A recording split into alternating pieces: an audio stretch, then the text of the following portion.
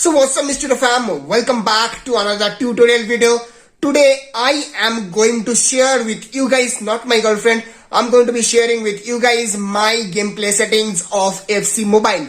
So and I think this settings is gonna help you improve your passing, shooting, dribbling, even power shot, and also the ball control. So I think you should must, man, I need that English dictionary to be honest. So I think you must try these settings out. So from the settings, we're gonna go to gameplay settings. So these button size are very much personal preferences. It's just personal preferences. But from radar, I think it's beneficial to keep the radar on, because what this radar thing, keeping this radar thing on does is it gives a pitch map, a small pitch map in the middle of the screen, bottom, in the bottom side, middle of the screen. So it helps in improving our vision. Like if I'm playing in camera angle 1, I'm not seeing the entire pitch, but I can, if I'm about to give a pass to a guy that I can't see in the screen, it's very much difficult, because I don't know what distance, what are their movements. So I can track their movements with the pitch map, from the pitch map that has been given once I switch on this radar. So it eventually helps me improve my passing and vision. So yeah, I mean, that's the thing. Power shot zoom is also a very important thing. I've kept it off.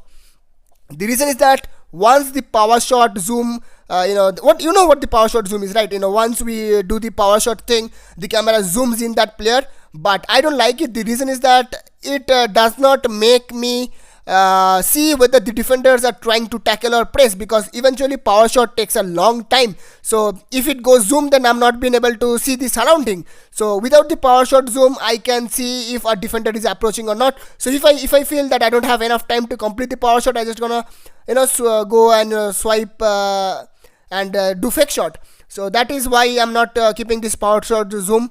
So it's just gonna be a normal power shot. Advanced passing, obviously it's a pro thing. Advanced passing is gonna help you, lofted pass, powerful driven pass, and all those things. I have already talked about these things in FIFA Mobile, and I know some of you guys also know that.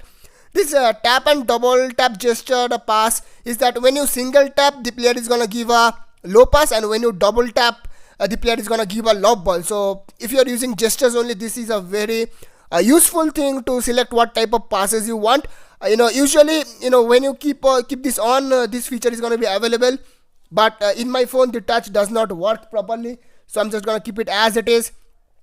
Fast power up rate. So here in the bottom you can see normal power up time for all passes and shoot button. So I think you should keep this setting, because this setting is quite similar to the settings that we had in FIFA Mobile. But if we switch on this, a small swipe is gonna give extremely powerful shot, and the shot is gonna be off target. It's gonna be like Harry Kane's penalty in the World Cup. So it's better to keep this one off, so that you can take your time for the power shot. And this feature has improved my shooting ability and passing ability, because after choosing this setting, I have scored loads of power shots, and I have completed loads of passes.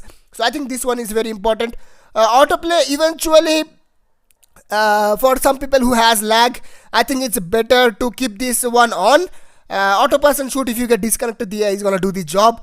Cross distance, I think I should keep it on, because manually I'm not that pro.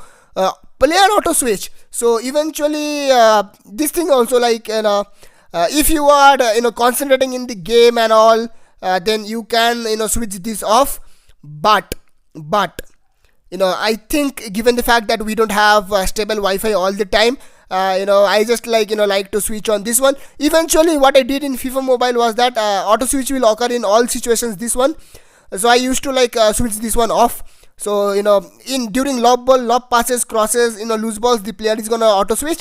But during normal field of play, I can manually switch the players. So initially I keep this setting, but currently I'm playing with mobile data, given the fact that I'm on a tour, so I am not gonna take any risk. And this contextual strafe dribbling, I don't know how to pronounce this thing. Facing the opponent, your player keeps the ball close while dribbling, which is very important, because ball control plays a very important role when you are dribbling. So if you switch this off, the hilt wheel is gonna be off target. So if we switch this off, the player will, the dribbling and all, the ball control is going to be very bad. So switch this one on for better ball control, and ball control helps in dribbling. So these are the settings, these are my settings that I have. And let me know once you try these settings. I think your gameplay is gonna improve a lot.